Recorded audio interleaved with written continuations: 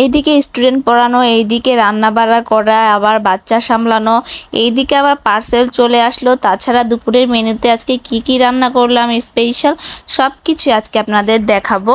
তো চলুন, welcome back to my another new blog. কেমন আছেন সবাই? আশা করছি সবাই খুব ভালো আছেন, আমিও ভালো আছি। এই যে এখন আমার সকালটা এভাবে শুরু হচ্ছে স্টুডেন্ট পড়িয়ে। হ্যাঁ, এখন আমার এইদিকে বাবু সামলানো সকালের দিকে, আবার এইদিকে স্টুডেন্ট পড়ানো। তো এইদিকে স্টুডেন্ট পড়ানো শুরু করে দিয়েছি কিছুদিন যাবত আর কি। তো এখন আবার স্টুডেন্ট পড়ানো শেষ করে এইদিকে আবার কিচেনে চলে আসলাম দুপুরে রান্না বাড়া করার জন্য। এদিকে স্টুডেন্ট বিদায় দিয়ে এদিকে দুপুরে সবকিছু রেডি করে নিয়েছি। এদিকে দুধটা জাল দিয়ে নিচ্ছি, আর এদিকে আজকে ইলিশ মাছ ভাজা করব, আর সাথে করব কি তাই দেখা যাবে। আর এদিকে আমার পার্সেল চলে আসলো, একটা ড্রেস অর্ডার দিয়েছিলাম আমি, সেই ড্রেসটা চলে আসছে। তো এদিকে আবার বাবুকে ঘুম পাড়াতে নিয়েছিলাম, তো ডেলিভারি ম্যান ফোন দিয়েছে, আর বাবুর ঘুমটাও ভেঙে গিয়েছে। কি যে একটা অবস্থা, এইদিকে সবকিছু জমে রয়েছে। তো এইদিকে যে আজকে করব কাঁকড়া ভুনা। কাঁকড়া ভুনা যে আমার কি পছন্দ, আমার মতো কার কার পছন্দ অবশ্যই কিন্তু জানাবেন। আমার মারও ভীষণ পছন্দ।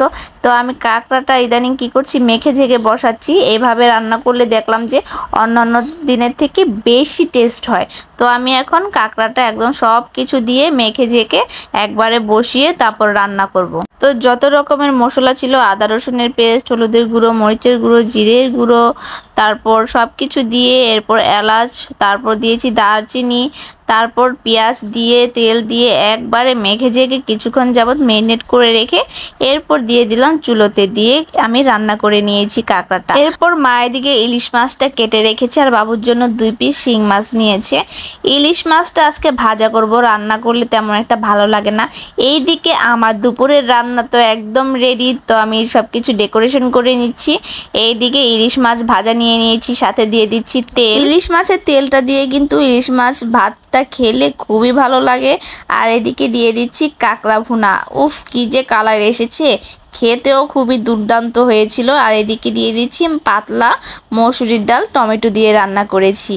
আর এদিকে সালাদ না হলে তো আমার হবেই না।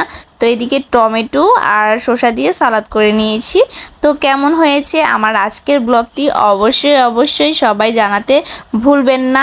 আর সবাই ভালো থাকবেন, আমার জন্য বেশি বেশি আশীর্বাদ করবেন, দোয়া করবেন। সবার জন্য রইল অনেক অনেক ভালোবাসা, আর সুন্দর সুন্দর মেনু দেখতে ভুলবেন না।